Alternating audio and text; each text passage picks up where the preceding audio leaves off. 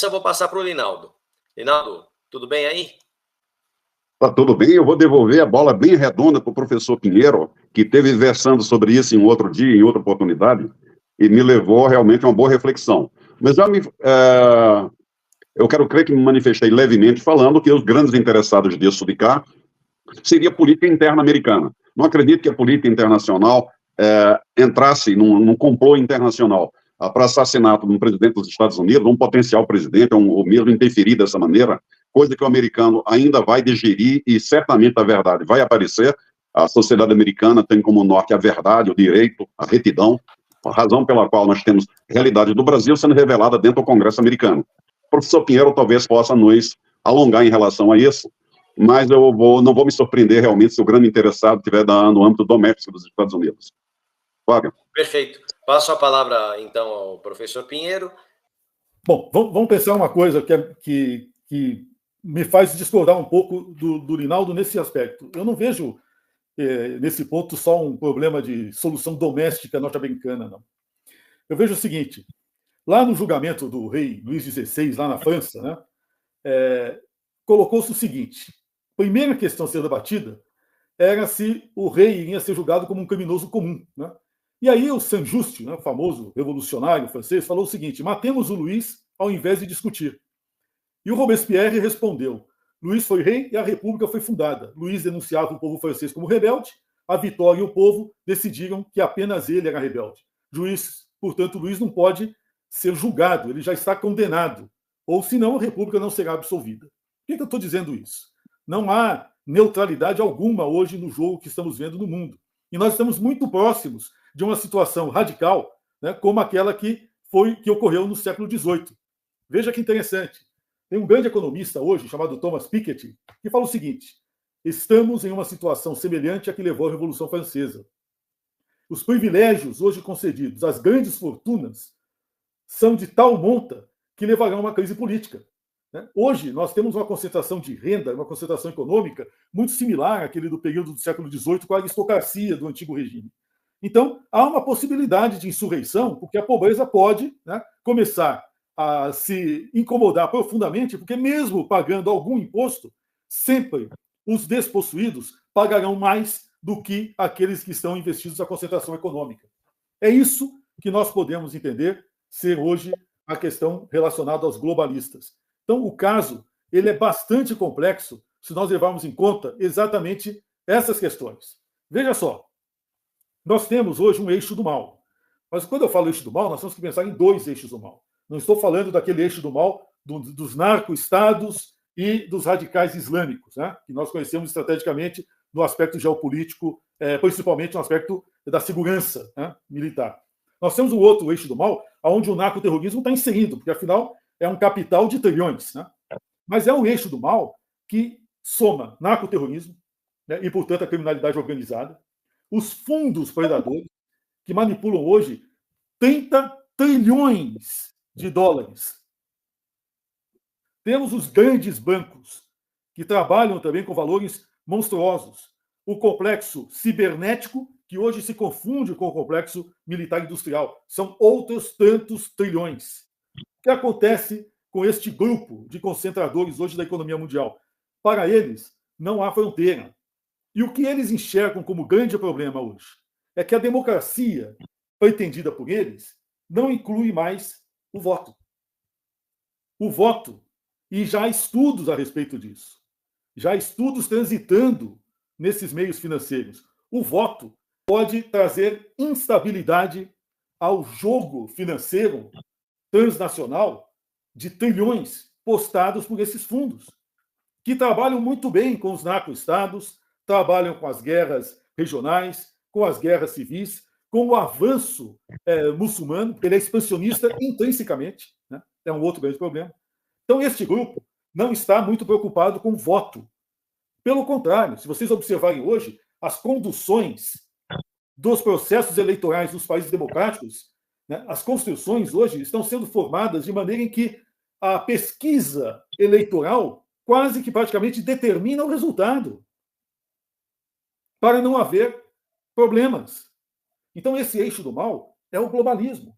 E os globalistas, eles não estão sediados hoje mais nos Estados Unidos da América. Eles estão em Bruxelas. Eles trabalham coligados com o eurocentrismo, eles trabalham coligados com esses fundos de investimento trilhardários que hoje manipulam, inclusive, o Partido Comunista Chinês.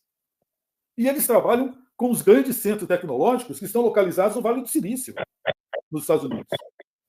Eles trabalham com a esquerda identitária. Hoje, o que a gente chama hoje de cultura, de marxismo cultural, transcendeu aquela visão bolchevista daquelas revoluções do início do século XX. Hoje não. Hoje o esquerdismo trabalha com dois vetores, o identitarismo e o ecoclimatismo. O ecoclimatismo visa a provocar deseconomias sistêmicas nos Estados nacionais. E o identitarismo provoca a estratégia das demandas impossíveis. Por que isso? Porque os radicais de esquerda perceberam que eles não têm mais como provocar revoluções socialistas nos moldes marxistas-leninistas. Então, o que eles fazem? Eles provocam demandas identitárias impossíveis. Nunca serão resolvidas. Um grande teórico desta estratégia mora no Brasil. Chama-se José Dirceu. Ele escreveu sobre isso. E não é de hoje. Esse artigo do José Dirceu deve ter uns 15 anos. E nós estamos vivendo isso no mundo todo. São demandas que se provocam ou deseconomia, por exigências, como, por exemplo, da Agenda 2030, que está provocando uma verdadeira revolução dos ruralistas europeus contra os Estados europeus, ou então as demandas identitárias, que estão provocando este ódio e esta polarização de ressentidos em todos os países democráticos. Isso faz parte deste eixo do mal, que está provocando crises sistemáticas nas estruturas de todos os países ocidentais. Quem é que se põe contra isso? Os soberanistas, que são formados pela direita cristã e pelos conservadores. São os únicos que estão hoje preocupados em manter o núcleo do que nós chamamos de civilização judaico-cristã ocidental. E neste campo, nós temos desde Vladimir Putin na Rússia, por incrível que pareça, até o Trump nos Estados Unidos. São os inimigos dos globalistas. E aí é que nós temos um grande problema. Trump precisava ser derrubado. Porque na frente de uma potência industrial, tecnológica e militar, como os Estados Unidos, ele pode sim virar o jogo. E desta vez ele não vai hesitar. Porque a hesitação dele no mandato passado levou à assunção de um marionete como é o Biden. É isso que está acontecendo hoje, por exemplo, na Europa. Não é à toa que na Europa, nesse ano de 2024, nós já tivemos pelo menos 6 atentados contra a vida de líderes da direita. Por quê? Porque os globalistas estão percebendo que eles estão perdendo importantes posições. Perderam a Itália, quase perderam a França, quase que estão perdendo a Alemanha, tanto que mataram lá, atentaram contra um líder parlamentar alemão nessas eleições. Perderam a Hungria. Estão tentando provocar uma guerra contra a Rússia por meio da Ucrânia, que já está derrotada por natureza, por problemas geopolíticos, isso não vale a pena a gente discutir agora. Né? Mas a tentativa de se colocar a OTAN em países que não têm contato com o Atlântico Norte, né, é patente que por trás disso tem o interesse do globalismo de tentar cercar países fortes, como é o caso da Rússia, e que não estão sendo submetidos a esses interesses dos fundos econômicos predadores. Então, nós estamos no meio de uma guerra mundial que nós chamamos de assimétrica, de híbrida. Ela não é só travada no campo bélico, ela está sendo travada no campo das comunicações, está sendo travada no campo do jogo político e está sendo travada no campo da criminalidade organizada. E o narcoterrorismo é grave. Nós temos os narco-estados da cocaína, sediados em grande parte na América Latina, e nós temos os narco-estados no Oriente, na Ásia, cujo PIB é 5 vezes maior do que o da cocaína. E ali você tem estados chaves. O Irã é um deles. É por onde passa a heroína, em direção à Europa. O Afeganistão é absurdamente, é um grande produtor de heroína. Toda a discussão feita ali é essa. O Talibã cobra impostos. Por quê? Porque para o muçulmano não importa envenenar o Ocidente. Percebe? Ele envenena o Ocidente. Não está preocupado, mas ele está ganhando dinheiro com isso. Então, se nós não entendemos que nós estamos no meio de uma guerra violenta, e nesta guerra nós temos líderes que estão começando a se rebelar, por exemplo, os ruralistas da Europa, ninguém esperava que eles começassem a bater duro contra a Agenda 2030. Nós temos estado de sítio instalado na Bélgica por conta da ação dos ruralistas do agronegócio europeu contra a Agenda 2030. Isso derruba o ecoclimatismo. Nós temos uma reação ocidental da direita conservadora na própria Europa contra a bandeira identitária, que envolve, inclusive, a tolerância extrema com relação aos imigrantes, que em grande parte são muçulmanos, e não estão nem um pouco interessados em manter a estrutura cultural ocidental na Europa, muito menos nos Estados Unidos. Também está havendo essa guerra. Então, como é que eles fazem, já que eles estão sendo demolidos por dentro? Eles vão tentar se instalar à força. E isto pode acontecer com uma medida drástica como essa que está sendo tomada pela França, pela Alemanha, com o apoio da Inglaterra e com o apoio dos democratas americanos, fazer uma guerra contra a Rússia. E o outro campo é esta defesa da democracia sem voto, que é feita pelos globalistas e pela esquerda globalista, como nós vemos no Brasil. E como é que você elimina as democracias? Com a lawfare, a guerra legal. Hoje, todo mundo no mundo é processado por opinião. Se você for hoje consultar a inteligência artificial e perguntar quem é Jesus Cristo, ela não vai te dar a resposta, mas vai te dar uma resposta sobre os muçulmanos, sobre os budistas. Por quê? Porque a inteligência artificial é manipulada pelo grupo do complexo cibernético. Se você verificar as redes sociais, com exceção da X, que hoje é dominada, graças a Deus, por um indivíduo soberanista, todas as demais não permitem que você exponha suas opiniões contrárias àquelas que estão alinhadas ao politicamente correto, globalista. É uma guerra.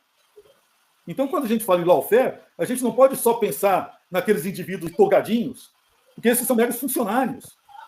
Nós temos que pensar naquele indivíduo atrás do computador que está ali segregando sistematicamente as informações que estão sendo passadas pelas redes sociais e que elas são hoje o grande alvo dos esquerdistas nos Estados Unidos, na Europa, na América do Sul, na América Central e na Ásia.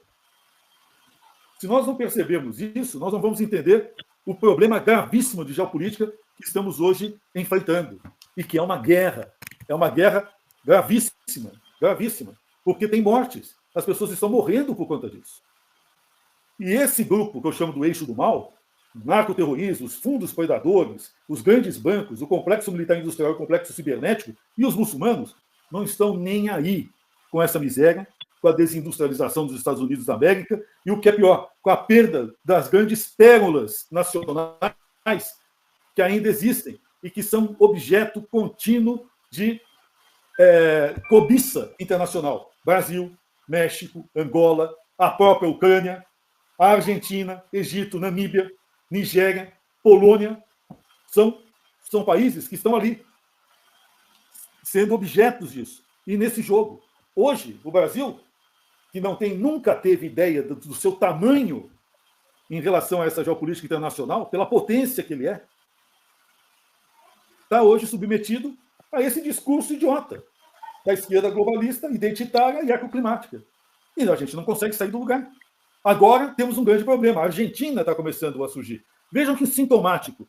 Trump sofre o atentado e no outro dia o embaixador brasileiro na Argentina é chamado para Brasília. Vocês perceberam? Vamos pensar sobre isso. Eu acho que a articulação, Vinícius, é bem maior do que a gente imagina. Você entendeu, Linaldo? Essa que é a minha preocupação. Professor, eu sou a favor de saber, se você quiser saber a verdade, procure onde está o dinheiro. O senhor colocou muito bem uma aula magna sobre a situação atual do Ocidente, como geral, porque o problema é mais no Ocidente que no Oriente, mas eu vejo muito mais aí em algumas colocações que o senhor fez, o conflito do woke, o movimento woke, que desestrutura e desestabiliza as antigas tradições judaico-cristãs, valores civilizatórios do mundo inteiro, mas é um segmento armamentista, banqueiro, todos eles têm interesse. O comunismo já não existe mais no mundo há muito tempo. Existe um bando de marginais ocupando espaços vazios e explorando povos. À medida que eles não conseguem mais, em países mais civilizados, pelo avanço cultural, eles vão atacando cada vez mais e mais intensamente o que resta para ser atacado, que são os pobres de cultura da Ásia, da África, da América Central, um certo grande país daqui, um grande país aqui da América do Sul, né? Colocando até seguindo a sua visão, Marcuse já dizia isso. O Marcuse, lá no 1970, já apontava a grande aliança no mundo será entre a intelectualidade, né, e o povo, como é que a gente chamava lá? O povo da calçada, né? Que a gente chama lumpen proletariado, né? Os marginais. É o que nós temos. Intelectualidade e marginalidade. Acabou aquela visão do operário, isso não existe mais, você tem toda a razão. Mas essa turma, essa disrupção cultural feita por essa turma, está nos matando hoje.